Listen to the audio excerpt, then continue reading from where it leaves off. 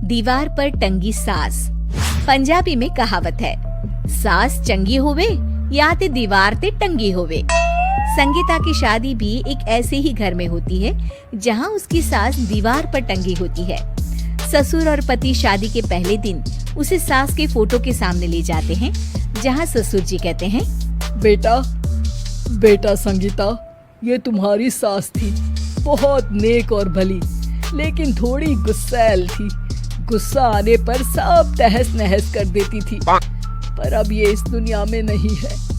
हाँ संगीता, माँ होती तो तुम इनकी कोई बात टाल नहीं सकती थी, वरना तो माँ घर में भूचाल ले आती। संगीता मन में खुश होती है कि अच्छा है कि ऐसी औरत अब इस घर में नहीं है, लेकिन दिखावे के लिए वो जैसे ही सास की फोटो के सामने हाथ जोड़कर खड़ी होती है, ये क्या? सास उसे देखकर मुस्कुराने लगी। संगीता आंखों को मलकर एक बार फिर से देखती है, लेकिन फिर सास के चेहरे का भाव, भंगिमा यानी एक्सप्रेशन बिल्कुल बदले होते हैं। वो अपने पति और ससुर को कहती है, माँ की तस्वीर तो स्माइल कर रही है। ना बेटी, ये कैसे संभव है? जरूर तुम्हें कोई गलती हुई होगी, ऐसा कैसे हो सकता है?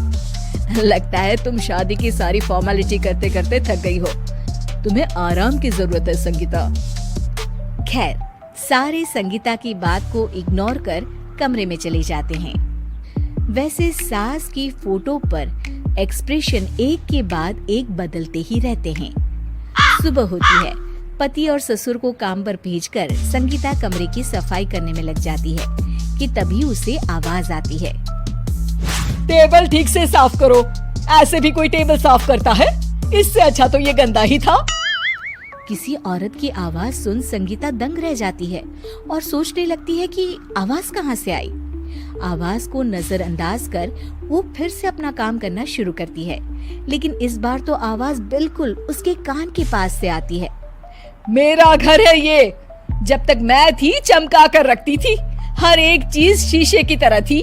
तुम्हें तो ना सफाई आती है ना कुछ पता है। क्यों तुम्हें मेरे घर की जिम्मेदारी दे दी गई है? पता नहीं तुम में मेरे बेटे को क्या दिखाई दिया। मैं होती तो एक से बढ़कर एक लड़कियों की लाइन लगा देती। अब संगीता को समझने में देर नहीं लगी कि ये आवाज किसी और की नहीं बल्कि उसकी सास की है, जो दीवार पर टंगी है। वो उसके पास जाती है और कहती है, नमस्ते सासू माँ, मुझे तो कल ही लग रहा था कि दीवार में कुछ काला है। वो दीवार नहीं, दाल होती है पगली। सही पकड़े हैं सासू माँ। तो क्या हो गया आपको जो आप यहाँ भी चैन से नहीं बैठी हैं? सुना मैंने आपका व्यवहार काफी गुस्से वाला था। चुप रह तू, ज्यादा बकर बकर ना कर। घर का काम करना तो आता नहीं, आई है मुझसे बहस करने। हाँ देखिए सासू माँ, मैं आपसे साफ साफ कह देती हूँ, मुझसे पंगा लेने की कोशिश मत करिएगा। तभी पीछे से संगीता का पति आता है। अरे संगीता, किससे बात कर रही हो? कौन है वहाँ? संगीता की सास की फोटो फिर से पहले जैसी हो जाती है। आपकी माँ से कह रही थी कि मुझे काम करना आता। अरे संगीता, माना सास के ताने हर बहू को अच्छे लगते हैं, लेकिन यहाँ तो माँ है ही नहीं, तुम तो फोटो से ही। तुम भी लाजवाब हो संगीता। किसी को विश्वास नहीं होता कि संगीता अपनी मरी हुई सास की फोटो से बात करती है। वहीं आए दिन संगीता की सास संगीता को किसी न किसी बात पर आते जाते ताने देती।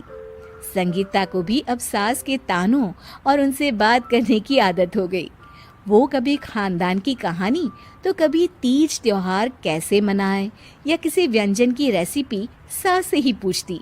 सारा दिन घर में अकेली संगीता की सास अब उसके लिए तानों के साथ पक्की साथी की तरह भी रहने लगी थी, जो किसी और को नहीं बल्कि संगीता को ही सुनाई देती।